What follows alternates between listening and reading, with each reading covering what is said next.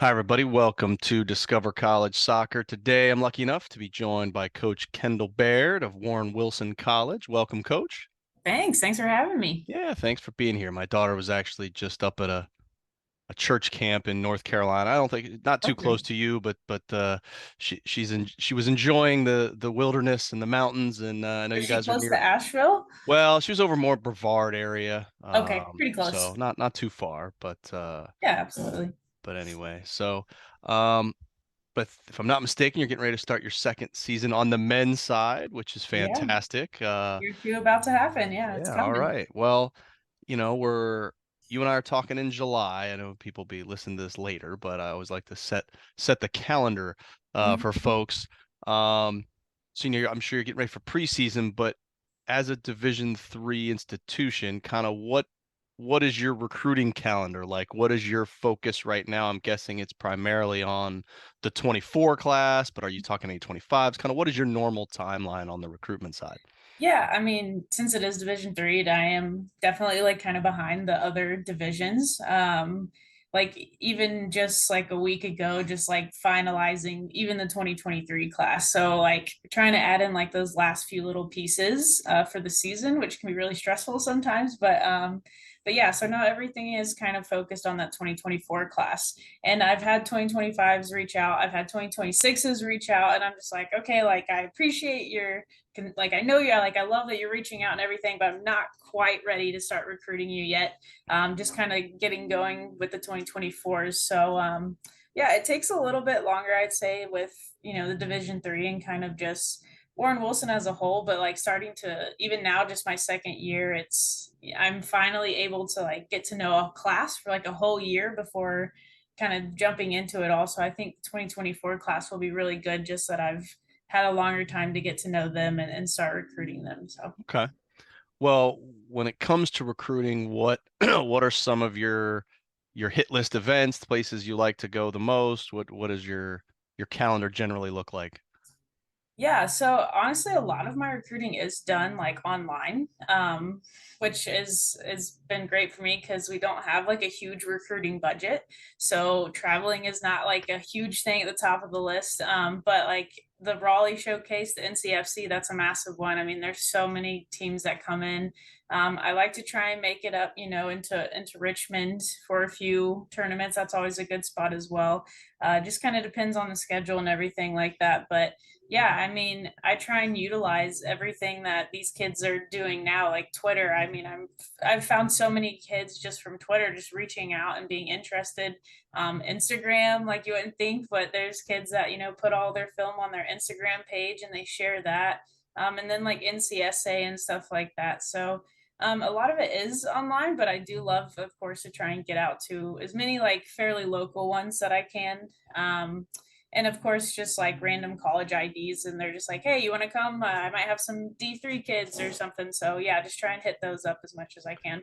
Well, it sounds like and I did the same when I was coaching. Is work other people's camps? Do you do your own camps as well? Yeah. Yeah. So we didn't do one this year. Had a lot going on this year, so hopefully in the future, we'll be having a few more camps. Okay. Well, when you're at an event, um, say Jeff Cup or something, and you're looking at players when you're at the event, what would you say is the mix of you're going to see players who you've had a conversation with, you've been in contact with somehow, versus I just want to sit down at this game and hope to see something. Yeah, so I mean, Warren Wilson is still such a small school that a lot of people don't know about. And so that's like I'm trying to get it more out there for everybody to just see how cool and like awesome and beautiful a place it is. So I mean, yeah, there's always like a few that have reached out. They saw us coming, they've reached out, and I'm excited to like actually go and see them. But a lot of it is just me coming and just like watching a game and being like, all right, who do I like here? Who can I reach out to? And just like get Warren Wilson more on the map than it is right now. So that's kind of the goal, is just continuing to like show people who we are and where we are and kind of what we're about, and then growing from there. Well, whether it's at a camp or an event or something, kind of what makes up that hierarchy of things that you're looking for in a player that makes you want to make those contacts. Yeah, I mean, First thing is just like I love like you got to be hardworking. Like I'm gonna kind of watch for your personality a little bit and things. I mean, one of my biggest recruiting things is yeah, I want to have a conversation with you and I want to get you on campus so I can fill out your personality because that is just like my team is definitely a family oriented team. So are you going to be able to fit into that? And are you trying to win every single ball? If you get it taken from you, you're stopping and you're just like, oh man, why did that happen? Instead, are you working to get it back? Like, are you always putting 110%? I always want hardworking guys because my program, I'm bringing in guys that want to immediately jump in and make an impact. I'm not bringing you in to sit on the bench. That's not the kind of school that we are. And it's just guys that seem like they're so ready. That first step, they come in as freshmen and they're got to be ready to go right off the bat because I'm going to be expecting a lot from the guys that I bring in and want them to be able to go from day one of preseason, proving themselves that they belong in that starting 11. Um, so yeah, I mean, that's just a lot of it is personality and just kind of figuring out who that person is and how they act on the field, how they're, the effort they're giving and stuff like that. Okay. Well, I mean, you mentioned, you're bringing people into play to make an impact. So how big a roster are you looking to have? What's kind of your ideal size? Yeah, I mean, this fall will be around 24, 25, which I think is pretty ideal. I like sitting around there. I could roster 30 if I wanted to. That's like our jersey numbers. We got up to like 30, 31. I don't want to go past that. I would hate to have to be that coach that has to bring in a developmental team. That's just also what like Warren Wilson is not that. We're not probably ever going to have that unless the school is like, you got to do it. But yeah, I kind of like that 24, 25 range. I think is pretty perfect. Just, we have 11v11 at practice, and then guys will have somebody to fight, for their position. It's not just handed to them. So that's kind of ideal. And I'm kind of excited. That's where I'm at in the fall. Okay. Well, you mentioned doing a lot of recruiting online. So are you guys looking at international players or folks from the transfer portal or anything else like that that would kind of be kind of online recruiting? Yeah, so I mean, I definitely looked at the transfer portal. Again, it's just like a what's Warren Wilson? You got to figure out what it is. Had a few hits on there, but it's hard to get internationals because we are Division III and it's a very expensive school.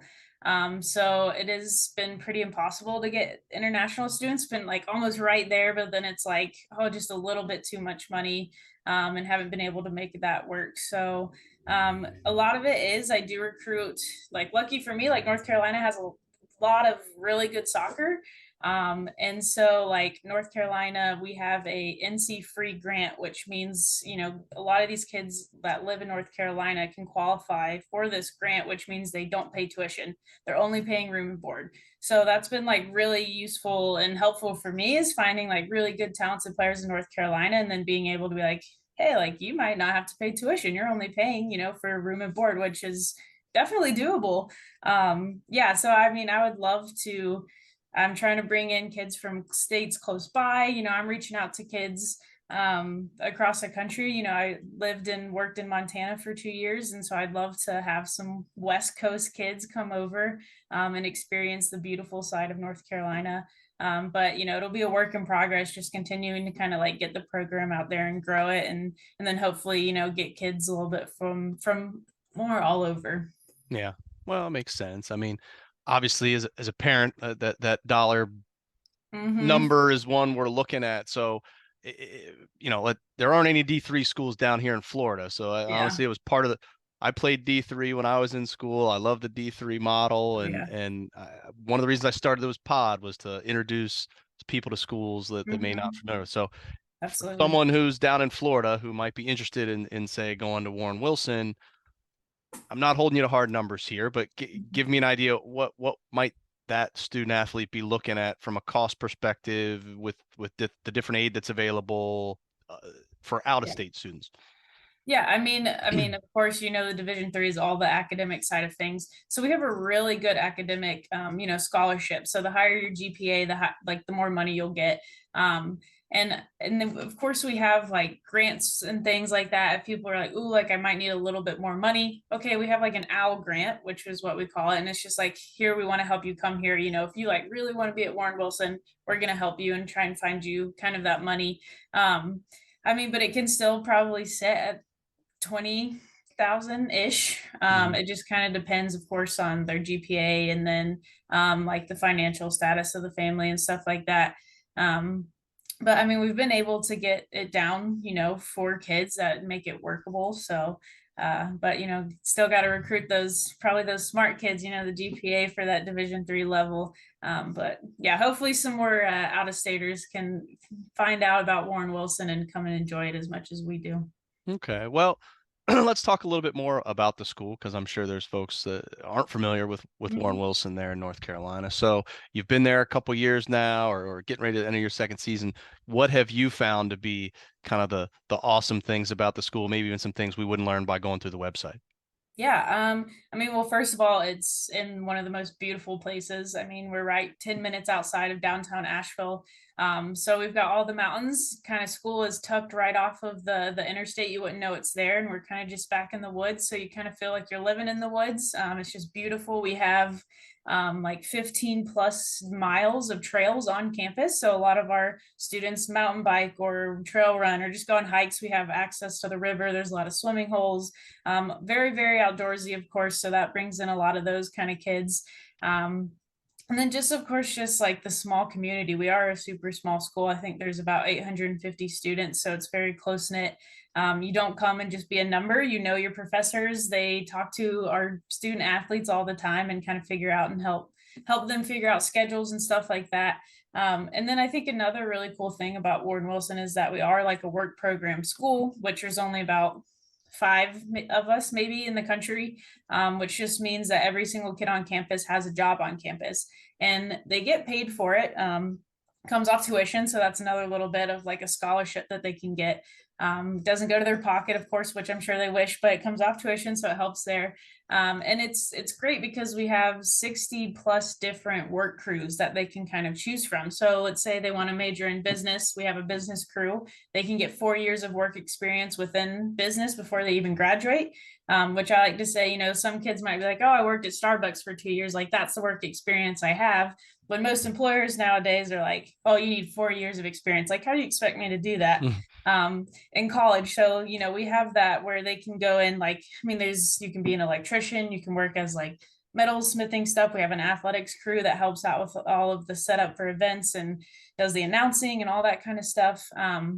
And they only work about 8 hours a week. It's 120 hours a semester. So it's not something massive that they really have to put a lot into, but it's such a great opportunity to just build a resume for 4 years before you even graduate. And which I think is really cool about Warren Wilson. It's a great selling point. A lot of parents are also like, oh, okay, yeah, you get the work experience before you graduate. I love that.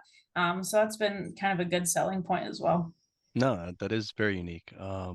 Well, obviously, besides the sports side and the work side, they've got the class side. So, and for a lot of student athletes coming into college fresh, that the time management and the balance is tough, right? So, specifically, how do your student athletes really balance their studies with their sport? Kind of what support systems does a school offer to help them? Oh yeah, so I mean, yeah, this school you got to do your work, your classes, and soccer. So it does seem like kind of a lot.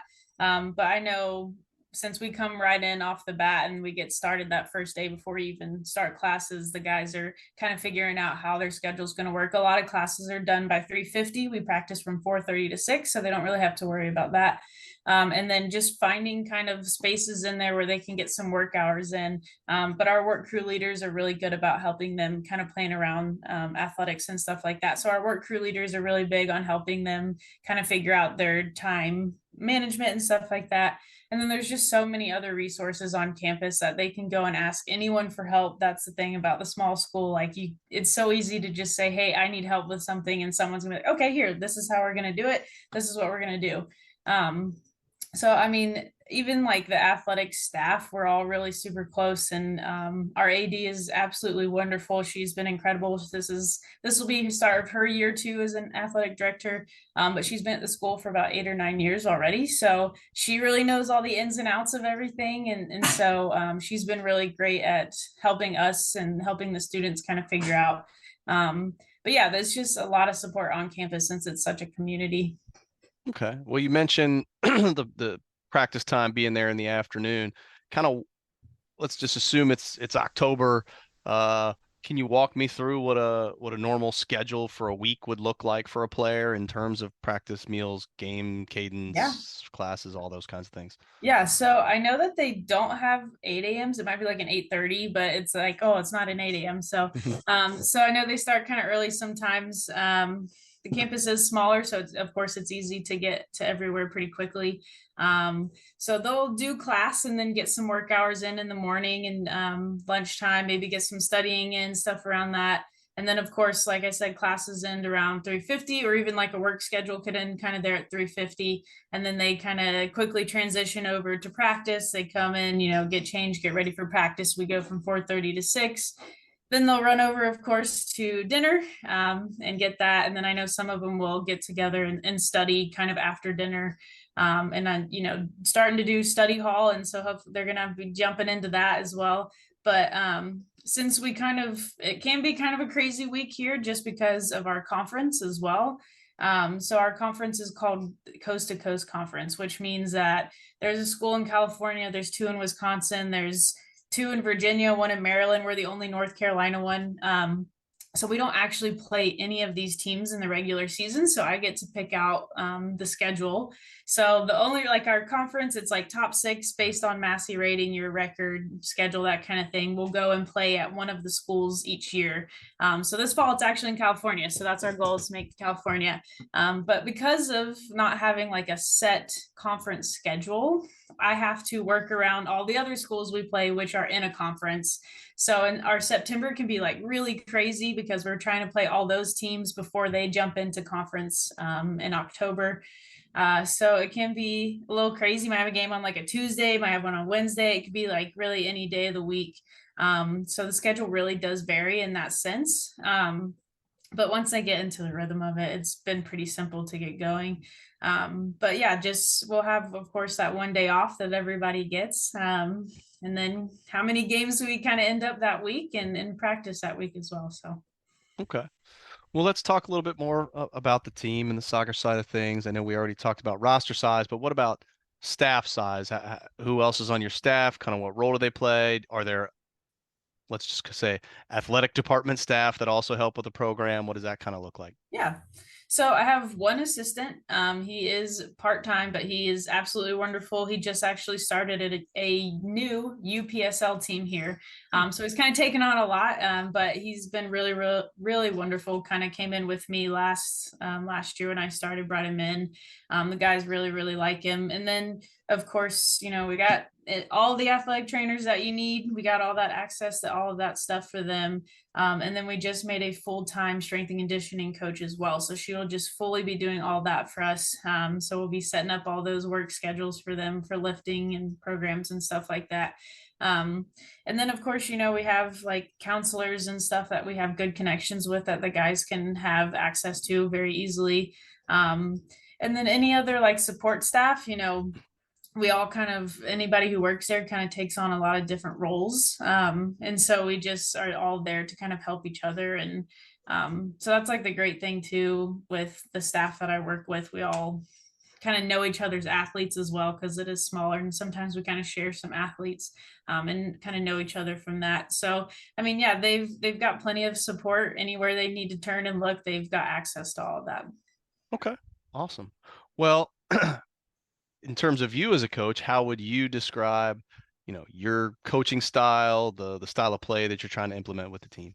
Yeah. I mean, soccer is my life, of course, and I freaking love it.